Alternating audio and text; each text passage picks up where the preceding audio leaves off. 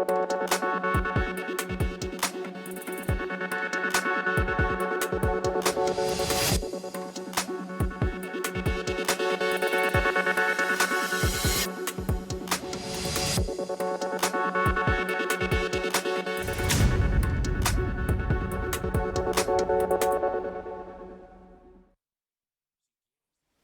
आप देख रहे हैं जन टीवी और मैं आपके साथ आकांक्षा पारिक। खबरों की शुरुआत से पहले एक नजर हेडलाइंस पर।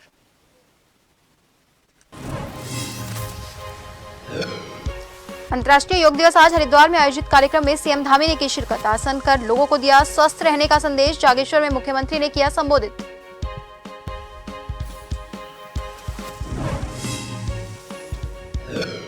रुड़की के बेलड़ा में दलित युवक की मौत के मामले ने ली सियासी शक्ल। दलित संगठन के नेताओं सहित पूर्व मुख्यमंत्री ने की पीड़ित के परिजनों से मुलाकात।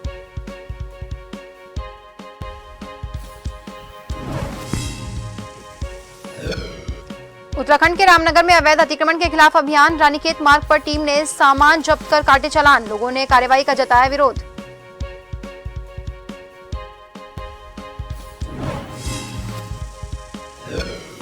जसपुर में स्वास्थ्य विभाग की आशा कार्यकर्तियों का धरना। पिछले 8 महीने से वेतन नहीं मिलने पर जताया आक्रोश। कहा मानदेय नहीं मिलने तक धरना रहेगा जारी।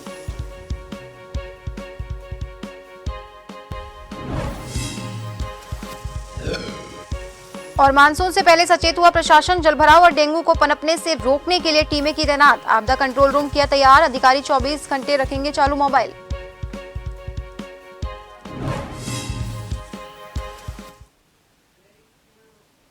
और अब खबरें विस्तार से।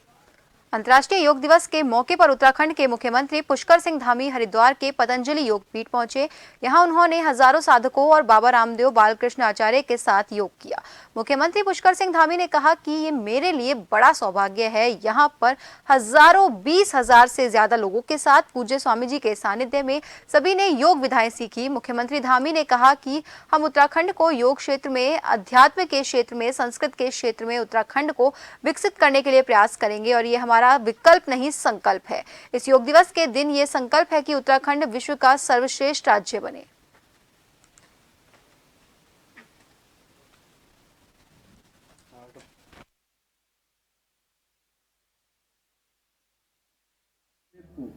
आज बड़ा मेरा सौभाग्य है कि आज यहाँ पर हजारों 20,000 से भी अधिक लोगों के साथ और 2.5 घंटे तक पूज्य स्वामी जी के सानिध्य में सभी ने योग की विधाएं सीखी और मुझे भी अवसर मिला। मैं इस अवसर पर आज विश्व योग दिवस के अवसर पर, जिसकी थीम है वसुधैव कुटुंबकम, सभी को शुभकामनाएं देता हूँ, सभी को बधाई देता हूँ। और निश्चित रूप से जैसा स्वामी जी ने कहा, हम उत्तराखंड को योग के क्षेत्र में, अध्यात्म के क्षेत्र में, संस्कृति के क्षेत्र में, जो पूरे भारत का ही नहीं विश्व का हमारा केंद्र है, हम उसी दिशा में उत्तराखंड को विकसित करने के लिए हर संभव प्रयास करेंगे। योग आत्मनिर्भरता के लिए, योग वसुधैव कुटुंबकम के लिए योग का अनुष्ठान और 9वां अंतर्राष्ट्रीय योग दिवस। भारत में कम से कम 10 करोड़ से ज्यादा लोग घरों से बाहर निकल करके योग के लिए निकले। यह एक योग का अप्रतिम जलवा है और इस योग धर्म, वेद धर्म, ऋषि धर्म, सनातन धर्म के माध्यम से एक राष्ट्र धर्म की एक नई आगाज, युग धर्म का एक नया स्वर गुंजायमान हुआ है।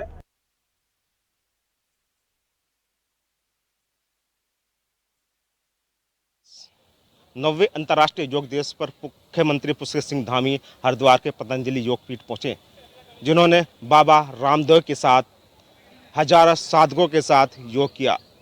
आज योग की जो थीम थी वासुदेव कुटुंबके, यानी कि एक परिवार एक देश। मुख्यमंत्री पुष्कर सिंह धामी ने सभी से अपील की कि सभी योग को अपने जीवन में अपनाएं। अपने सहयोगी के साथ मैं सरफराज अली, जन टीवी हरिद्वार।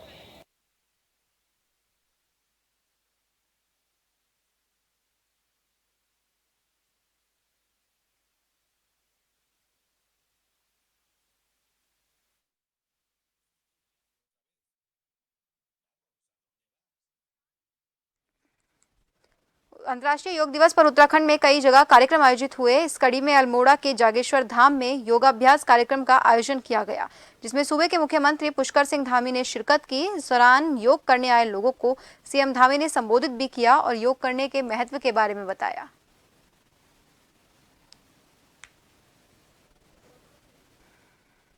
देवभूमि उत्तराखंड का एक एक नागरिक, एक एक भाई बहन, एक एक व्यक्ति जो अपने अपने स्थानों पर रहकर अपने दायित्वों का निर्वहन करेगा तो दिन दूर नहीं है जब जैसे आज हमारे मानस खंड की झांकी पहले नंबर की झांकी घोषित हुई है, पहला स्थान प्राप्त किया है।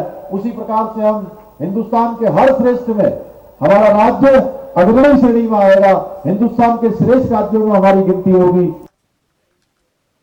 उत्तराखंड के देहरादून में योग दिवस का आयोजन किया गया, जिसमें खेल और युवा कल्याण मंत्री रेखा आर्या ने विभागीय अधिकारियों और खेल कार्यालय छात्रावास के खिलाड़ियों के साथ सम्मिलित होकर योग किया। इस मौके पर उन्होंने कहा कि इस साल योग दिवस 2023 की थीम वसुधैव कुटुंबकम है, जिसका अर्थ है धरती ही परिवार है। निश्चित ही योग हमारे शारीरिक और मानसिक स्वास्थ्य के लिए लाभकारी है। योग का अभ्यास शरीर को रोगमुक्त करने के साथ ही मन को शांति प्रदान करता है। उन्होंने साथ ही इस दौरान विभिन्न बच्चों के साथ बातचीत कर उनका हालचाल जाना और खिलाड़ियों को सम्मानित भी किया।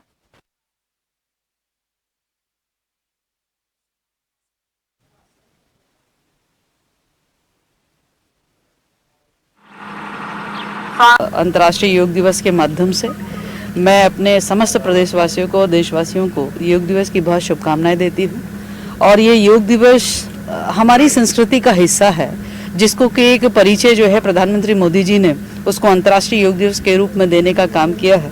हमारे जीवन की आपाधापी में हम सब लोग अपने आप को फिट रखना भूल गए हैं, और वो भी फिट रखना बाहर से नहीं बल्कि अंदर से हम किस प्रकार से फिट रख सकते हैं। चाहे हमारा मन हो, चाहे हमारा मस्तिष्क हो, चाहे हमारे आंतरिक स्वस्थता हो, ये सारी चीज़ें जो हैं यदि हमें सुनिश्चित करना है तो निश्चित रूप से योग को। अंतर्राष्ट्रीय योग दिवस के मौके पर उत्तराखंड के थराली के रामलीला मैदान में आयोजन किया गया, जिसमें बीजेपी विधायक भूपाल राम टमटा ने पार्टी कार्यकर्ताओं और स्थानीय लोगों के साथ योग कर योग के प्रति जागरूक किया। वहीं विधायक के साथ योग दिवस पर थराली ब्लॉक प्रमुख और नगर पंचायत अध्यक्ष भी मौजूद रहे। विधायक ने योग की महत्ता और योग के फायदे बताते हुए कहा कि योग से मनुष्य स्वस्थ रहने के साथ ही निरोगी भी रहता है और योग के जरिए भारत की विश्व पटल पर एक अलग जगह हुई है।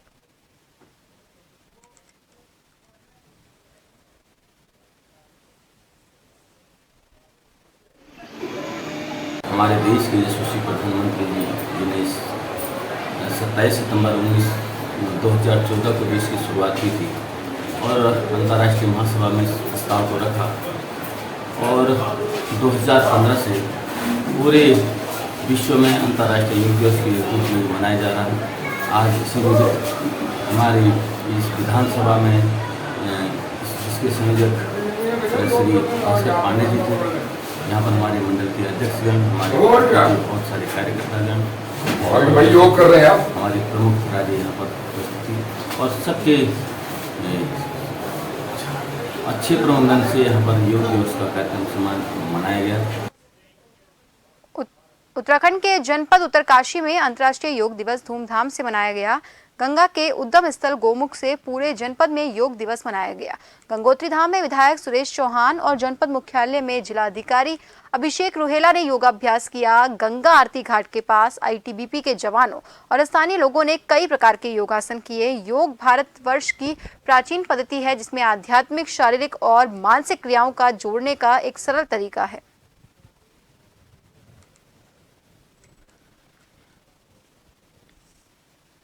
यहाँ उत्तरकाशी में एक योग सत्र का आयोजन किया गया है और यहाँ कीर्ति इंटर कॉलेज के साथ साथ केदार घाट पर भी योग का कार्यक्रम चल रहा है और इसी प्रकार गंगोत्री धाम में भी योग का कार्यक्रम चल रहा है। तो मैं सभी जनपदवासियों को और विशेषकर युवाओं को आह्वान करूंगा कि योग का अभ्यास नित्य प्रतिदिन करें और इससे न सिर्फ आपका शारीरिक स्वास्थ्य में लाभ होगा बल्कि मानसिक संतुलन भी अच्छा बनेगा। पावन नदी गंगा के किनारे आज जो अंतर्राष्ट्रीय योग दिवस है उसका हमारे द्वारा जो है उसमें बढ़ चढ़ के भाग लिया गया न केवल सिविलियंस द्वारा ITBP द्वारा भी जो इसमें जो है बढ़ चढ़ के भाग लिया गया। हमारे द्वारा जो बॉर्डर फोर्स का जो एक संकल्पना है उसमें जो है बॉर्डर गार्डिंग के अलावा जो है बॉर्डर की ऑपरेशन में एक आत्मविश्वास की भावना जागृत करना भी हमारा उद्देश्य रहता है। इसी संकल्पों को मानते हुए और हमारी योग की परिपाटी को आगे बढ़ाते हुए आज अंतर्राष्ट्रीय योग दिवस पे हमने जो है बढ़ चढ़ के भाग लिया है। आज मां गंगा के तट पर दूसरी बार यहाँ पर योग दिवस मनाया गया। उत्तराखंड सरकार और हमारे देश के जो यशस्वी प्रधानमंत्री माननीय नरेंद्र मोदी जी उनका जो विजन है और उस विजन को आज पूरा अंतर्राष्ट्रीय इस योग दिवस को मना रहा है। आज हम सबका सौभाग्य है कि हम पतित पावनी माँ गंगा के प्रांगण में आज यहाँ पर योग दिवस का कार्यक्रम मनाया गया। सभी लोगों ने यहाँ पर योग में अपनी देश विदेश के जो पर्यटन तीर्थाटन तमाम जो लोग आए थे उन्होंने इस योग का आनंद लिया। आज देश भर में अंतर्राष्ट्रीय योग दिवस बड़े ही उत्साह के साथ मनाया गया। हरिद्वार में भी योग दिवस के मौके पर कोतवाली और थानों में तैनात पुलिस के जवानों ने योग दिवस बड़े ही धूमधाम से मनाया और एक दूसरे को योग दिवस की शुभकामनाएं दी। लक्सर पुलिस क्षेत्र अधिकारी मनोज ठाकुर ने बताया कि कोतवाली, लक्सर और खानपुर थाने में पुलिस कर्मियों द्वारा योग दिवस मनाया गया।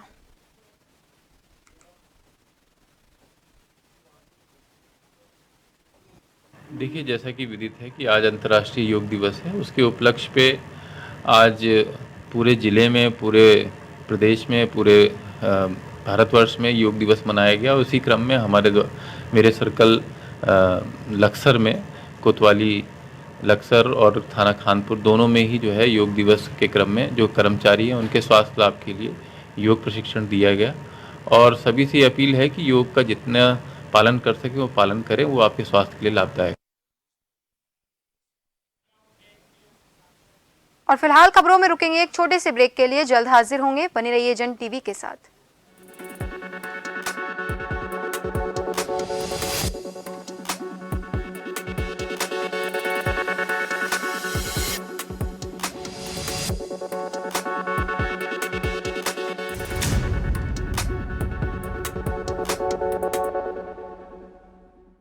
G20 की सफल मेजबानी से आज भारत वसुधैव कुटुंबकम के संदेश के साथ पूरी दुनिया में अपने बढ़ते प्रतिनिधित्व का परिचय दे रहा है। देवभूमि उत्तराखंड ने G20 सम्मेलन की पिछली 2 सफल बैठकों की मेजबानी के साथ पूरी दुनिया को अपनी समृद्ध परंपराओं, संस्कृति और चहुमुखी विकास से रूबरू कराया है। एक बार फिर उत्तराखंड तैयार है 26 से 28 जून तक G20 इंफ्रास्ट्रक्चर वर्किंग ग्रुप की तीसरी बैठक के लिए। अंतर्राष्ट्रीय फलक पर आज उत्तराखंड का वर्ल्ड क्लास इंफ्रास्ट्रक्चर नए भारत की तस्वीर पेश कर रहा है। ऑल वेदर रोड से बढ़ रहा है पर्यटन, राज्य के वर्ल्ड क्लास हाईवे बढ़ा रहे हैं रफ्तार, दिल्ली देहरादून एक्सप्रेस वे बना एशिया में मिसाल, वही यात्रा मार्गों की दूरियों को कम कर रहे हैं रोपवे, ब्रिज, फ्लाईओवर्स के बढ़ते निर्माण, वंदे भारत ट्रेन की जनता को मिली सौगात। वहीं पहाड़ पर रेल के संकल्प को साकार कर रहा ऋषिकेश कर्णप्रयाग रेलवे का भव्य निर्माण। उत्तराखंड की राजधानी देहरादून बन रही स्मार्ट सिटी, तो वहीं अमृत योजना के प्रभावी क्रियान्वयन से बदल रहा लोगों का जीवन। एक बार फिर उत्तराखंड अतिथि देवो भवा के ध्येय के साथ तैयार है G20 सम्मेलन के शानदार आयोजन के साथ दुनिया के स्वागत के लिए। चुनौती सच को सामने लाने की, निगाह हर हलचल पर, कसौटी पर खरी हर खबर, सामना हर झूठ का, संघर्ष जनता के मुद्दों का, खबर आपकी जिंदगी से जुड़ी, विश्वास आपका हम पर। जन टीवी, जन जन की आवाज।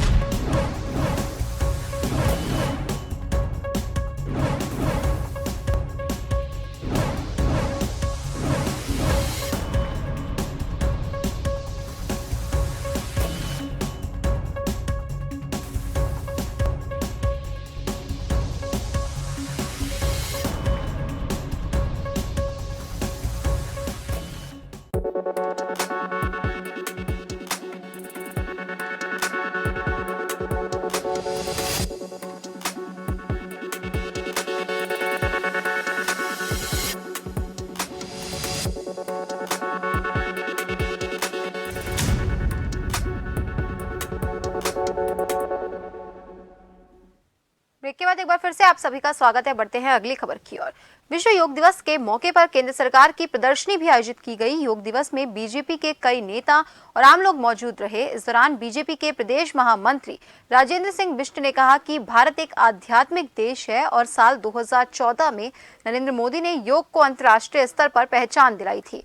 जिला महामंत्री भाजपा ने बताया कि पूरे देश में आज भव्य रूप से अंतर्राष्ट्रीय योग दिवस मनाया जा रहा है। उसी के तहत योग दिवस के साथ साथ भारतीय जनता पार्टी के 30 जून तक चलने वाले महाजनसंपर्क अभियान को भी पार्टी कार्यकर्ताओं द्वारा तेजी के साथ किया जा रहा है।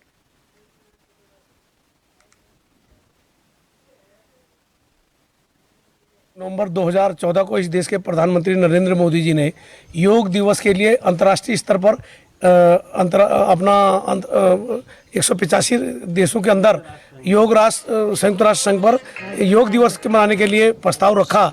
उसको संयुक्त राष्ट्र ने स्वीकार किया और आज 185 देशों पर 21 तारीख को विश्व योग दिवस के रूप पर हम इसको मनाते हैं। जो हमारा योग है वो आदि अनंत काल से भारत की सभ्यता और संस्कृति में रचा बसा है और जिसमें महर्षि अपने पतंजलि से लेकर लाखों करोड़ों ऋषि मुनियों ने अपनी तपस्या से योग को यहाँ तक पहुँचाया है।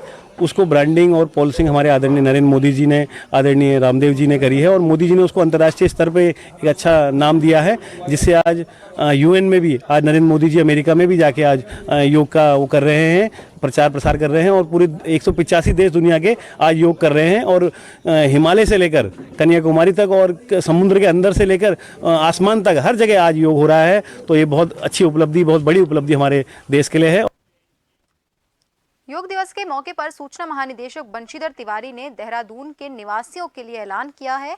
डीजी सूचना का कहना है योग शारीरिक और मानसिक रूप से व्यक्ति को मजबूत बनाने का काम करता है और हर किसी को योग अपनी दिनचर्या में योग को जरूर लाना चाहिए, जिसके लिए एमडीडीए द्वारा बनाए गए राजपुर स्थित पार्क में जो कि योग की थीम पर ही बनाया गया है, उसमें अब रोजाना देहरादून के स्थानीय निवासियों को हर सुबह योग का निःशुल्क प्रशिक्षण दिया जाएगा। आपको बता दें, इस प्रशिक्षण को लेने के लिए कोई भी व्यक्ति हर सुबह एमडीडीए द्वारा बनाए गए पार्क में पहुंच सकता है और किसी भी प्रकार की कोई भी फीस इस प्रशिक्षण को लेने के लिए नहीं ली जाएगी।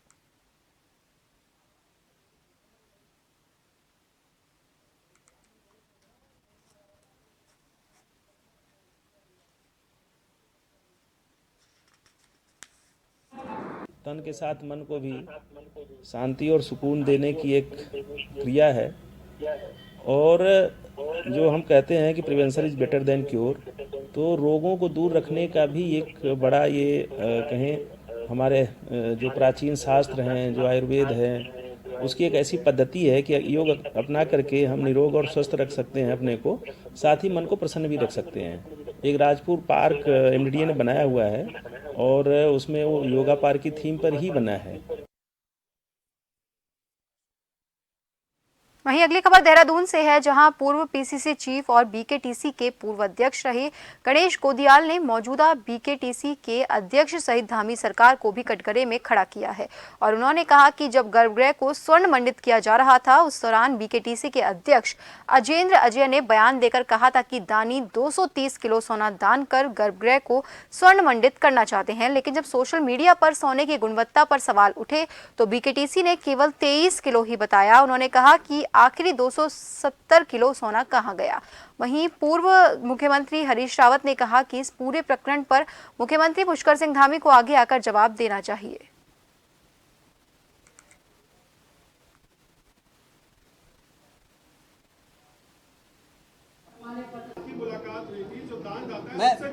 देखिए, उनकी पहचान यहाँ पर नाम से करना उचित नहीं है, क्योंकि मंदिर समिति ने ये कहा है कि ये वही व्यक्ति है जिन्होंने 2005 में दिया था, इसलिए मैं उनकी पहचान इस रूप में कर रहा हूँ कि जो 2005 में दिए थे उस व्यक्ति ने स्वयं कहा था कि मैंने 2005 में वो काम किया, इसलिए मैंने ये बताया कि मेरे साथ ऐसी वार्ता हुई थी।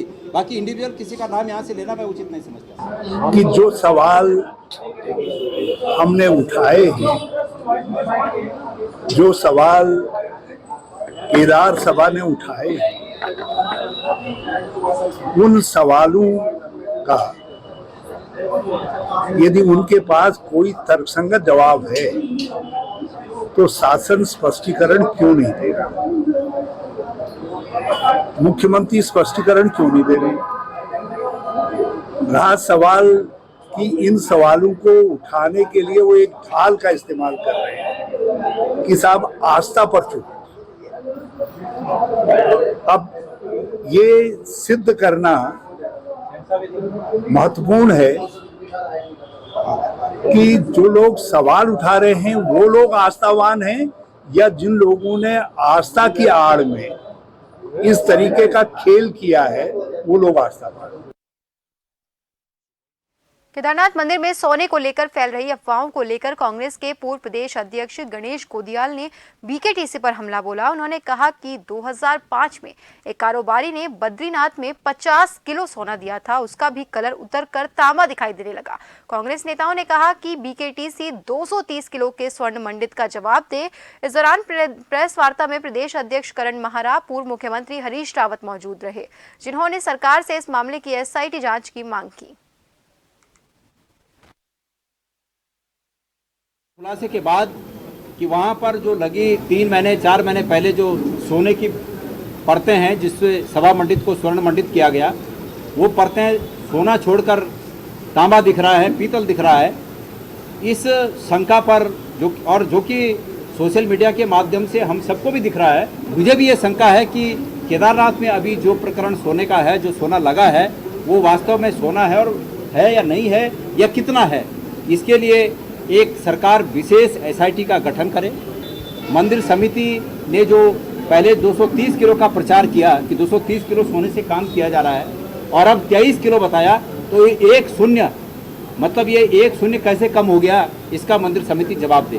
क्योंकि मंदिर समिति ने उस सोने को सोना मलबा के रूप में अपने स्टॉक रजिस्टर में अंकित किया है, दर्ज किया है।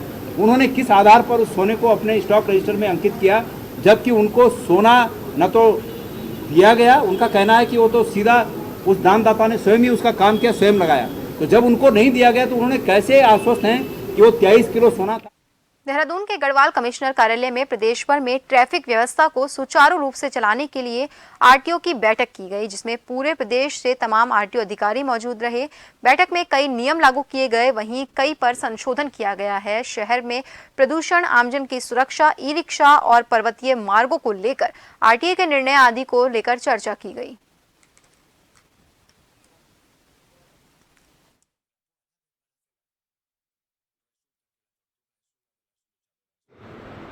RTA देहरादून की बैठक हुई। इस बैठक के अंतर्गत पूरे संभाग, जिसके अंतर्गत टिहरी, उत्तरकाशी, देहरादून और हरिद्वार जिला आते हैं, पूरे संभाग में ट्रांसपोर्ट व्यवस्था के अंतर्गत समीक्षा करी गई। इसके साथ साथ कुछ माननीय उच्च न्यायालय के आदेश थे जिसके अंतर्गत RTA को निर्णय लेना था, उस पर भी हम लोगों ने चर्चा करी और उस पर निर्णय लिए हैं। जो मुख्य निर्णय लिए गए हैं इस बार की RTA में, वो सबसे पहला हमारी सिटी बसों के संचालन के संबंध में लिया गया है। RTA इस बात के लिए विचार किया गया कि ऐसे रूट जहां पर की सिटी बस का संचालन नहीं हो पा रहा है। मानसून की शुरुआत होने वाली है, ऐसे में शहर में जल भराव रोकने और डेंगू को पनपने से रोकने के लिए नगर निगम की टीमें शहर में कार्रवाई कर रही हैं। वहीं बारिश में जल भराव की सूचना के लिए निगम के टाउन हॉल स्थित कक्ष में आपदा कंट्रोल रूम की शुरुआत कर अधिकारियों की ड्यूटी लगाई गई है। सभी अधिकारियों को 24 घंटे अपने मोबाइल ऑन रखने के आदेश दिए गए हैं। वहीं नगर आयुक्त मनोज गोयल ने बताया कि मानसून में जल भराव के मद्देनजर नगर निगम ने तैयारी पूरी कर ली है।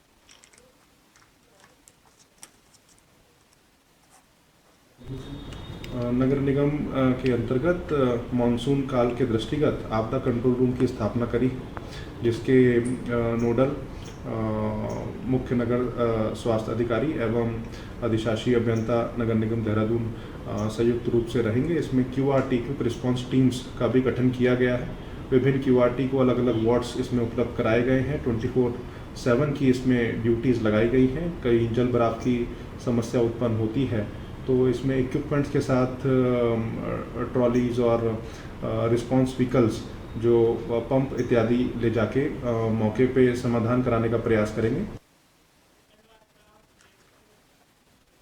दून मेडिकल कॉलेज चिकित्सालय में एक रेडियोलॉजिस्ट डॉक्टर अवंतिका रमोला के 6 महीने के लिए मैटरनिटी लीव पर जाने से अल्ट्रासाउंड की व्यवस्थाएं गड़बड़ाने लगी है। ऐसे में इमरजेंसी में आने वाले मरीजों को ओपीडी बी ब्लॉक बिल्डिंग में अल्ट्रासाउंड कराने के लिए भेजा जा रहा है। ऐसे में एकमात्र रेडियोलॉजिस्ट डॉक्टर एसपी कुड़ियाल पर मरीजों के अल्ट्रासाउंड को लेकर दबाव बढ़ गया है। अस्पताल के medical superintendent doctor Yusuf Rizvi के मुताबिक मरीजों को अल्ट्रासाउंड कराने में कोई परेशानी नहीं हो रही। हालांकि उन्होंने माना कि अल्ट्रासाउंड कराने के लिए मरीजों की वेटिंग लंबी हो जाती है।